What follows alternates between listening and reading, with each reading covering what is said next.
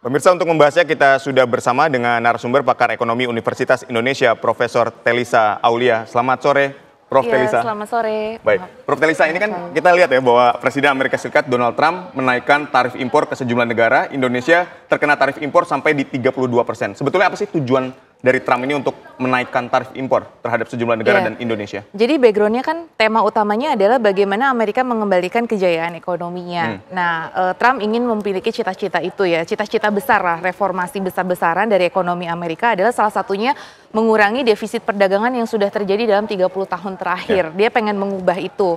Nah, dia kemudian mendata negara-negara yang menyebabkan Amerika defisit dan Indonesia masuk di dalam ranking 15 besar yang menyebabkan Amerika defisit ya sesuai dengan yang itu tadi disajikan. Nah, Indonesia ada di ranking 15, sekitar 18 miliar USD menurut catatan Gedung Putih.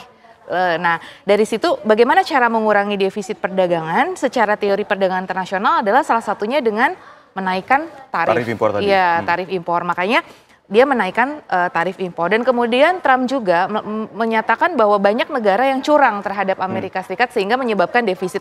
Curangnya dalam hal apa? Satu, undervaluasi dari mata uang. Jadi mata uang tuh lebih rendah, jadi disinyalir mitra-mitra dagang ini sengaja membuat mata uangnya lebih rendah supaya harga barang-barang ekspor tuh jadi murah.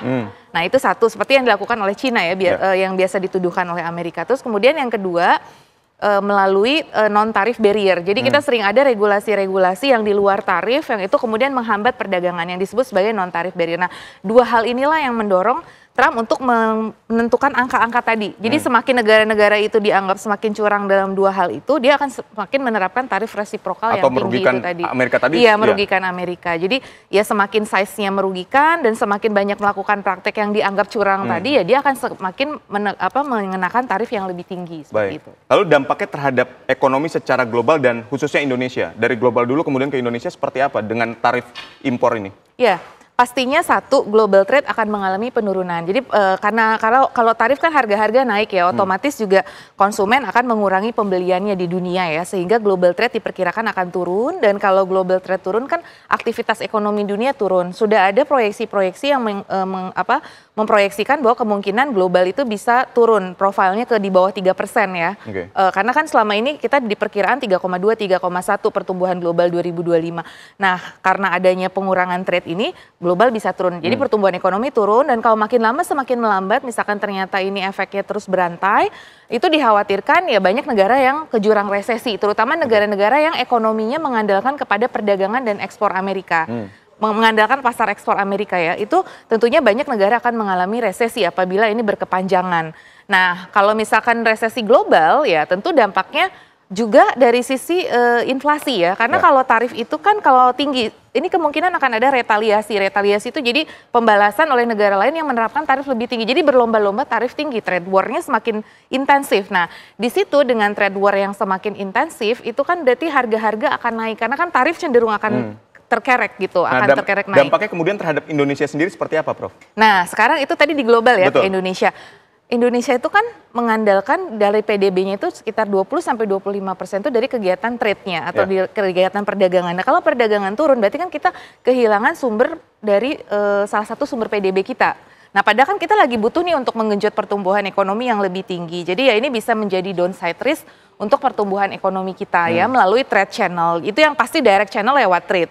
Nah terus trade juga bukan cuma ke Amerika. Kita lihat share Indonesia ekspornya ke Amerika itu 11%-an. Nah ke China lebih tinggi ya sekitar 20%.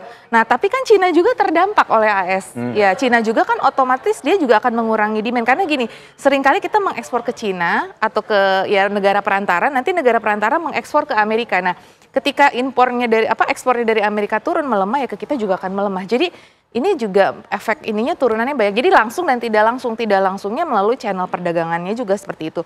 Nah tapi dari pasar keuangan juga harus kita waspadai ya, karena yang terdekat itu menyebabkan kekhawatiran atau kepanikan di kalangan investor. Investor jadi melihat wah global prospek ini jadi menurun. Nah sehingga mereka mengalokasikan aset juga dipengaruhi oleh global prospek itu. Nah yang harus kita jaga dalam jangka pendek, makanya kan saham, nilai tukar itu harus kita jaga karena itu efek jangka pendek. Nah jadi rambatan melalui financial channel ini juga perlu kita waspadai. Khawatirnya dari negara-negara berkembang atau negara-negara yang pengekspor ini pasar keuangannya akan terganggu karena investor menarik asetnya untuk mencari safe haven seperti itu. Ketika kita berbicara masyarakat yang umum gitu ya, Iya. masyarakat awam terhadap Betul. ekonomi global dan seterusnya.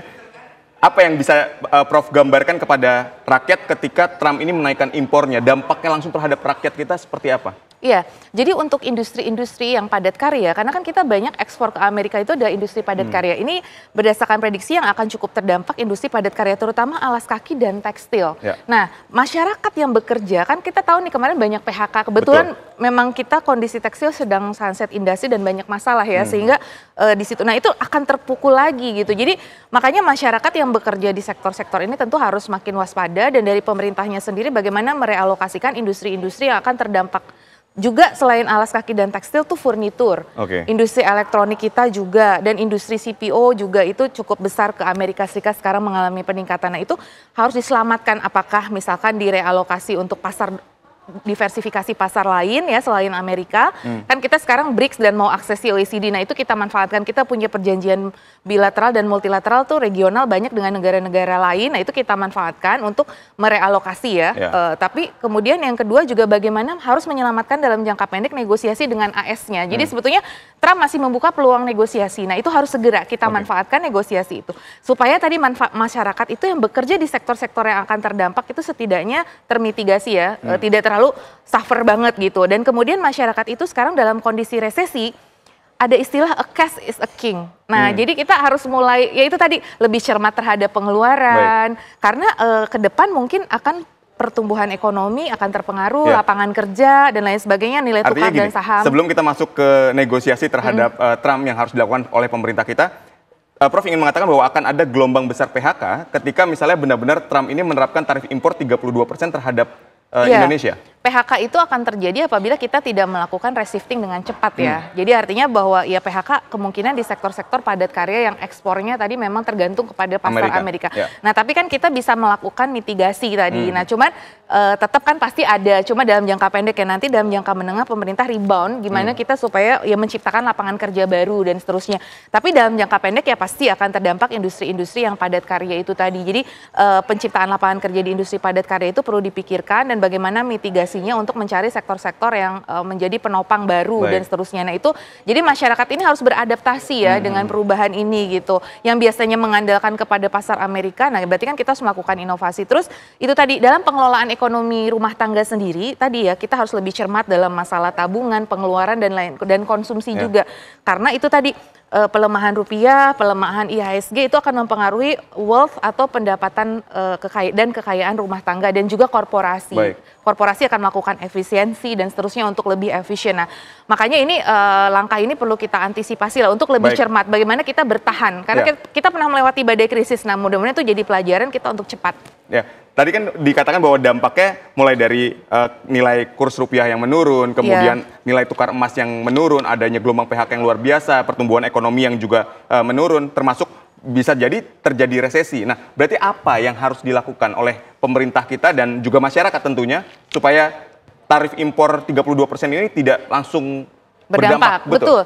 Jadi kan pemerintah tuh punya peran sebagai stabilizer. Kalau ada guncangan, gimana masyarakat tidak merasakan guncangan? Kalau kayak di mobil tuh kan ada stabilizer ya, misalkan shock absorber. Nah, setiap guncangan kan ada. Nah, bagaimana masyarakat tidak merasakan guncangan ini secara langsung gitu ya. Nah, itu perlu bemper-bemper kebijakan. Nah, bantalan-bantalan kebijakan apa yang kita punya? Nah, melalui moneter, fiskal, dan perdagangan internasionalnya itu harus kita jaga. Nah, dari sisi moneter ya harus ada misalkan relaksasi moneter, terutama dari sisi likuiditas, untuk menjaga likuiditas masyarakat, karena ya dalam kondisi sekarang likuiditas akan cenderung kering. Nah, itu harus dijaga likuiditasnya. Nah, dari sisi fiskal, di tengah efisiensi anggaran ini perlu lebih cermat lagi mengelola fiskal kita, karena itu tadi ya, kalau misalkan kita harus betul-betul mengalokasikan pada sektor-sektor yang terdampak ini. Jadi harus dievaluasi kembali APBN kita seperti apa untuk mendukung sektor-sektor yang terdampak tadi. Terus kemudian yang ketiga dari sisi perdagangan internasionalnya, ya pemerintah harus tadi segera melakukan negosiasi. Negosiasi seperti apa? Iya, nah negosiasinya itu mereka bilang bahwa sebetulnya dia akan nerapin tinggi kalau kita juga banyak barrier. Nah makanya arahan Pak Presiden kan sudah disebutkan ya di dalam langkah pemerintah itu, salah satunya adalah mensimplifikasi regulasi agar mempermudah perdagangan internasional. Jadi memang itu yang diharapkan oleh Trump sebetulnya, agar negara-negara berkembang tuh mengurangi non-tarif barrier-nya. Jadi simplifikasi regulasi akan dilakukan supaya kita tidak dikenakan tarif yang terlalu tinggi. Jadi ada kemungkinan Trump menurunkan yang 32% itu ketika negosiasi berhasil? Iya, karena itu yang memang diharapkan oleh Trump. Jadi masih bisa turun, jadi kayak bisa deal gitu loh, masih bisa turun kalau kita menurunkan non-tarif barrier dan membuktikan kalau kita tidak melakukan currency manipulation. Karena yang mereka tuduhkan itu kita melakukan currency manipulation. Nah itu juga yang harus kita buktikan kepada Amerika bahwa kita tidak melakukan currency manipulation. Bank Indonesia terutama nanti bekerja sama dengan pemerintah, dengan Kementerian Keuangan terutama ya yang relate dengan nilai tukar itu harus membuktikan bahwa kita tidak melakukan currency manipulation. Dan dari sisi trade-nya kita harus membuktikan bahwa tadi ya non-tarif barrier itu adalah untuk argumentasi, karena sebetulnya non-tarif barrier itu bukan sesuatu yang haram juga, boleh juga kalau untuk kepentingan nasional dan safeguard. Seperti yang dilakukan oleh Trump kan sebetulnya untuk kepentingan nasional.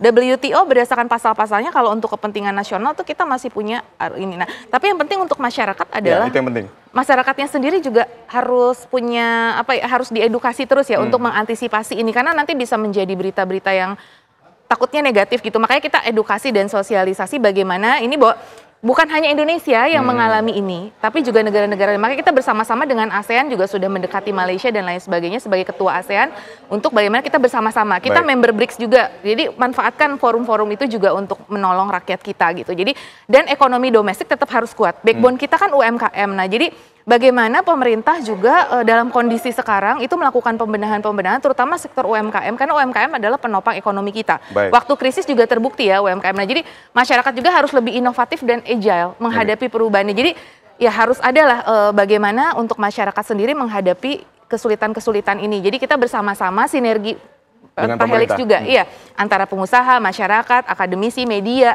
semua kita bersatu di dalam satu program. Mudah-mudahan kita semakin kompak ya setelah ada guncangan. Kan kemarin sempat ada macam-macam ya permasalahan-permasalahan pro and cons ekonomi. Mudah-mudahan dengan ini membuat kita menjadi semakin kompak untuk menyelesaikan masalah dan satu tujuan menghadapi guncangan ekonomi supaya kita bisa hadapi bersama-sama. Baik, semoga apa yang jadi harapan Prof. Telisa ini juga dapat menjadi kenyataan begitu ya. Baik, sekali lagi terima kasih Prof. Telisa atas waktunya. Terima kasih pemirsa TV.